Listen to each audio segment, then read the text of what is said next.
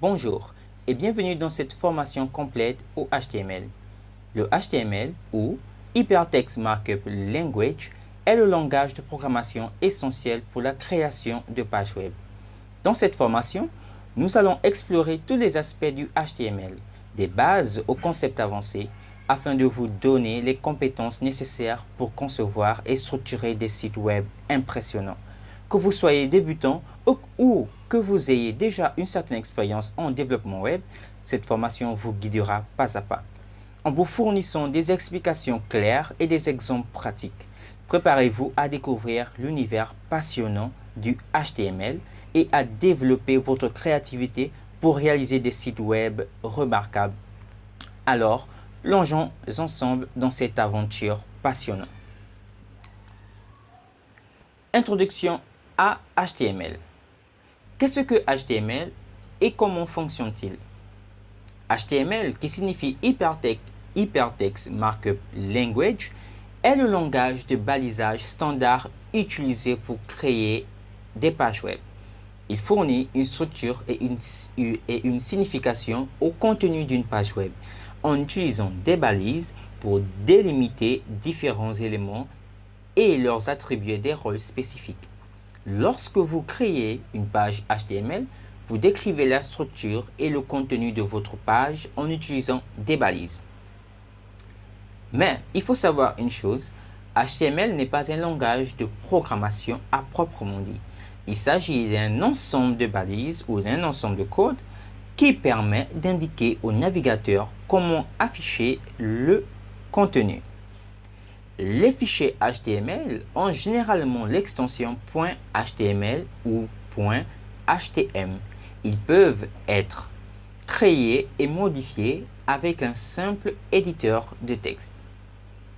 Maintenant que vous savez cela, passons maintenant à la structure de base d'une page HTML.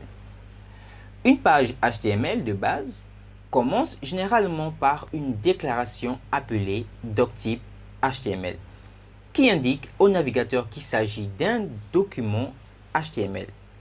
Ensuite, la structure de base de la page est définie à l'aide des balises HTML, head et body, comme nous pouvons le voir sur l'image ci-dessous.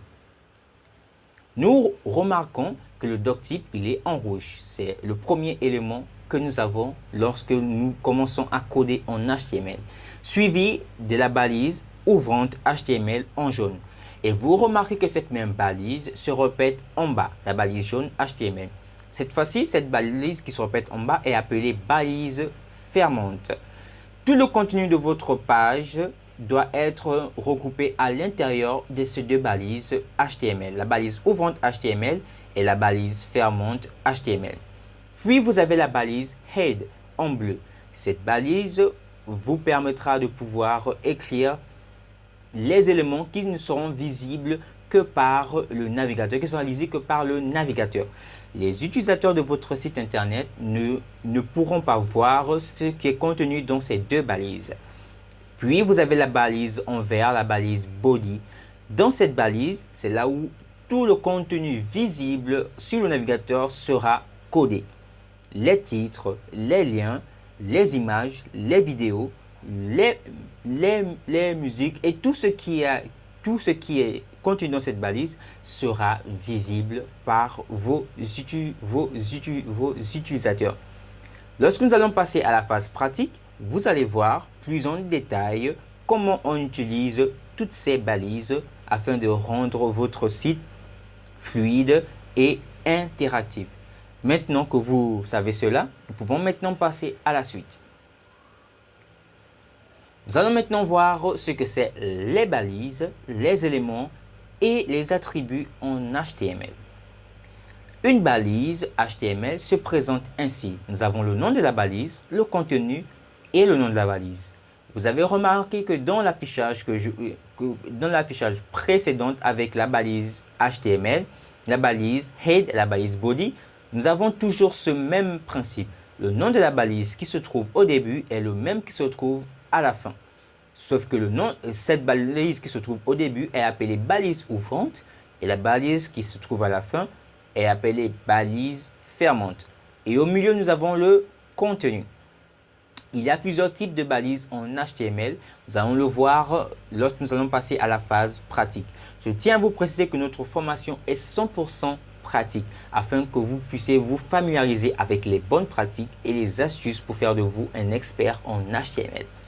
Certaines balises sont auto-fermantes comme les balises IMG qui signifie image et BR qui espace les paragraphes. Donc, nous pouvons voir que nous avons des balises qui sont fermantes et ouvrantes.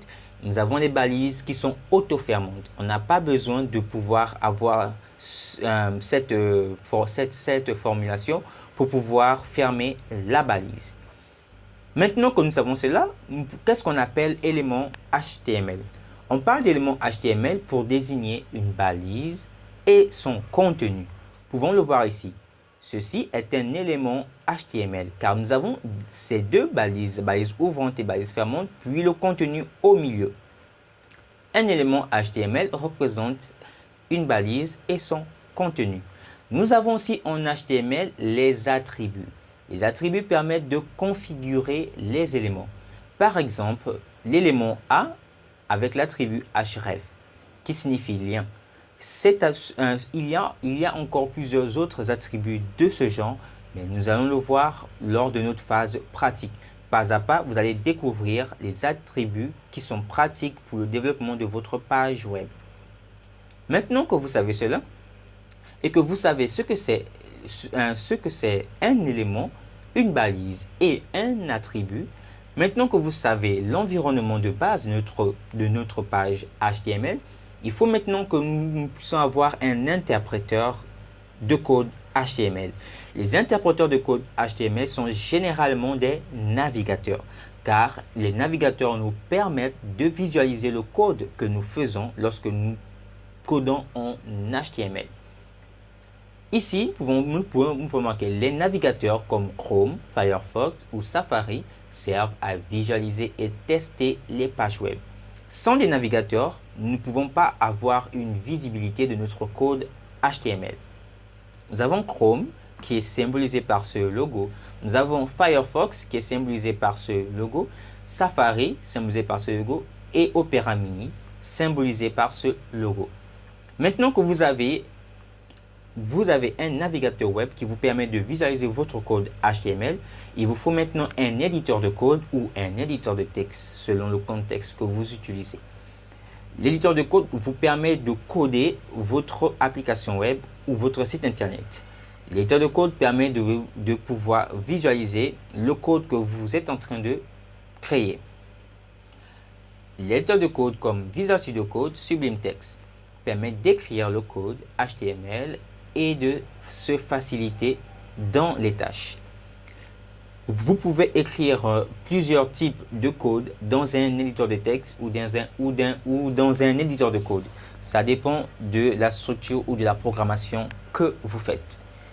En l'occurrence, vous avez Visual Studio Code qui est symbolisé par ce logo, Sublime Text qui est symbolisé par ce logo et Notepad++. Il vous faut un éditeur de code et un navigateur web pour pouvoir commencer à créer vos premières pages web. Bien, maintenant que vous savez que vous avez besoin d'un éditeur de code et d'un navigateur web, et que vous savez déjà tout ce qu'il y a comme définition autour du HTML, nous allons maintenant passer à la phase pratique. Cette phase pratique, elle est très utile, elle est très fastidieuse, car il va falloir que vous passiez soit des heures, soit des répétitions de code pour pouvoir retenir les structures, les bonnes pratiques et les astuces pour pouvoir facilement coder en HTML. Je vous invite dans la suite de cette formation à pouvoir déjà vous munir de votre navigateur web et de votre éditeur de code. Je vous recommande en l'occurrence d'utiliser Visual Studio Code car il dispose de multiples extensions pour faciliter l'écriture de votre code.